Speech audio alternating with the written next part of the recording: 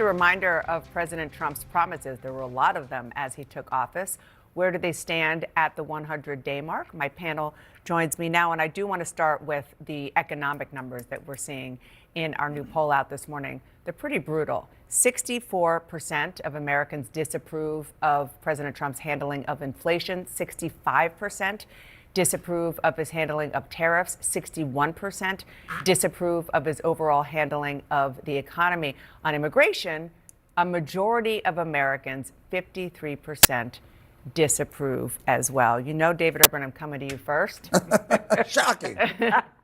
Shocking. Look, the numbers suck. Those are terrible numbers, right? We don't want to see those numbers. But again, snapshot in time. There's some other polling out that's from the Washington Post that says 55% of Americans view the president has done the right thing to address major problems in America. So you can, polls are what you want. You can see what you want to see in polls, but these numbers aren't great. I would say that I'm sure the Trump administration is looking at these.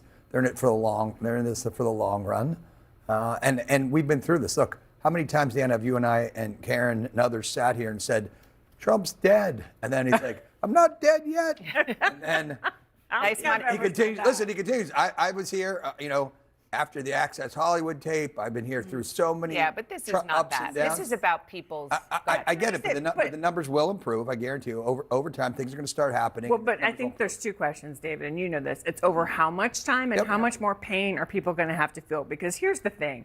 When you have a headline from the Wall Street Journal that says, worst April since the Great Depression, and you have business leaders, Wall Street, small businesses, farmers saying, help, help, help. You're tanking our economy. This is too much chaos. This is too much pain.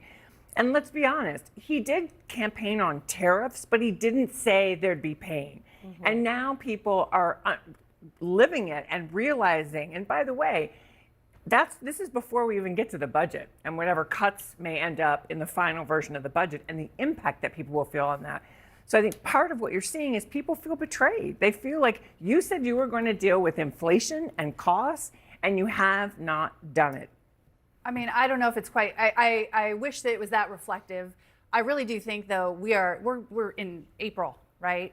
And we are so far from an election. Now, if we were 3 weeks out, I'd be saying this is a different story, but we're not. Remember, 3 months ago, where the economy was, and everybody was singing praises and excited. It will change so many times between now and next month or 2 months. So I don't think we're quite to that place where people are saying we feel betrayed.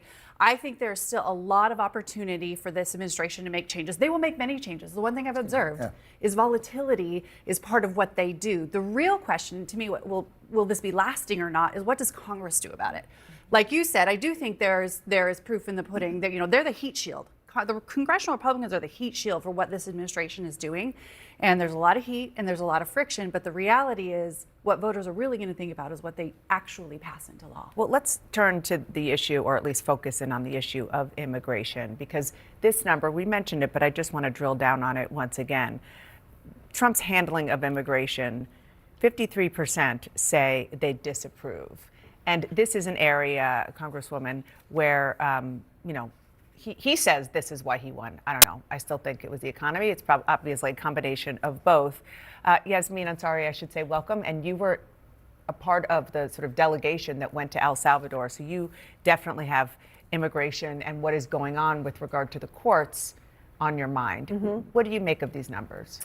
I think that it is the natural response to the overcorrection of this administration. They're taking it too far when it comes to their immigration policies. I think, Trump pledged mass deportations, which of course I am vehemently against. But now when you have a situation where the Supreme Court of the United States is making a ruling and the president is openly defying that, and we are really honing into this issue of due process, because I think at the core of it, Americans, whether you're a Republican, independent, Democrat, believe in fundamental rights we have as Americans, including due process. I think that's making a big difference. I represent Arizona, obviously a state that's on the front lines of this issue. And whether I speak with Democrats or, more moderate Republicans, I think people are very concerned about this authoritarian nature of this administration. Yeah, listen, I respectfully disagree. I think the Trump administration is doing quite well. They're doing what the American people want to see. I think that the snapshot cases like you saw, 53%. like you saw with the, well, you can poll say what they want, but you saw like, the anecdotes are pretty powerful. This case with Judge Dugan, if those are the kind of fights Democrats are going to pick to fight, you're going to keep losing, right?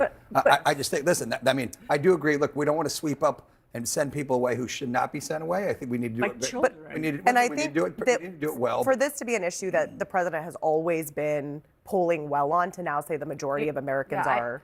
Well, I think there's two issues there. Immigration and border security is what he won on. And I think he's doing what people want him to do. I think it's a huge mistake for congressional Democrats to make, Garcia like their rallying cry. I was like, wait, what? Like it's going to be. I disagree. I think defying the process Supreme is Court is Right. a massive issue for That's Americans. the American people. But that's Yes. the Republicans. Yes, thinking. absolutely. It's not about. It's about the 3 American citizen children. Yes. One who has Wait. cancer. Hold on. Wait, you took the part. You took the. It's about the children who are American citizens who are deported. David and I've talked about this before. What we're seeing, any administration makes mistakes. Since 2003, thousands of American citizens have been detained wrongfully. But because people are not getting due process, That create has more to of be an fixed. opportunity Listen, for mistakes. I believe in that. But here's the thing. I think what's appropriate.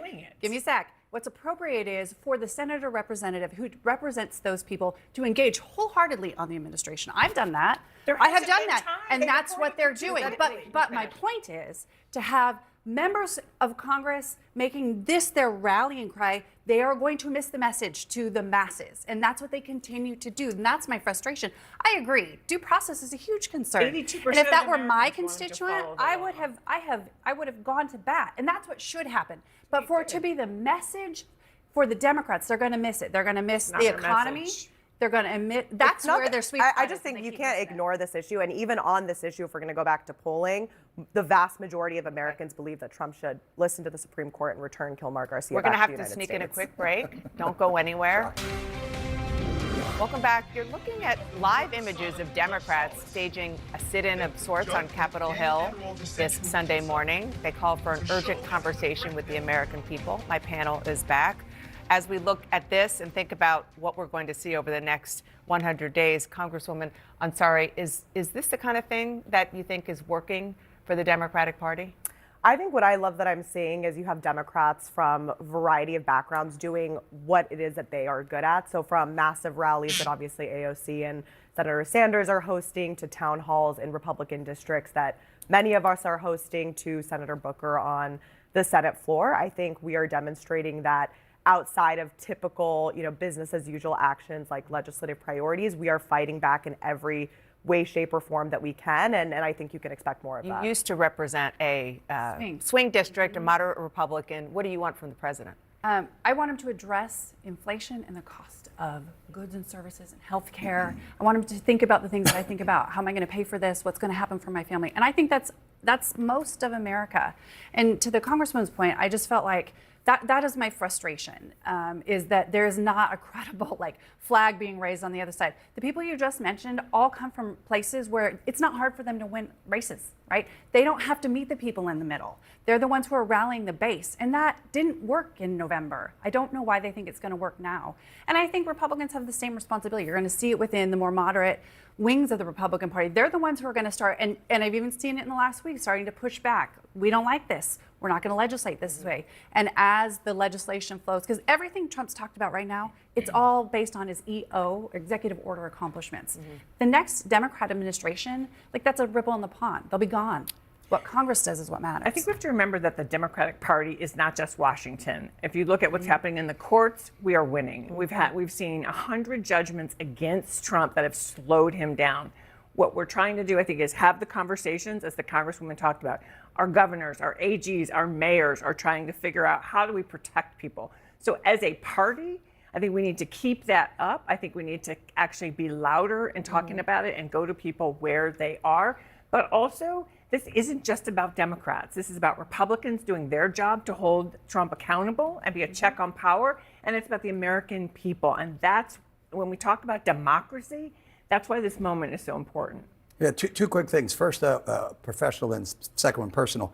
All this polling still shows that the American public still trusts Donald Trump by a margin of 7% over congressional Democrats, take care of major problems in America. Although congressional Dems are leading over congressional Republicans. This and we just got- last polling. And then real quickly, Deanna knows this. I just want to, my wife was recently diagnosed with breast cancer, got a pretty bad diagnosis, just underwent some pretty serious surgery at Moffitt Cancer Center in Tampa. And just want to thank the doctors and nurses there, all our friends and family that have continued to support my wife this past week, and tell her I think she's a rock star. Hang in there. We're all praying and pulling for you. Amen. We sure are.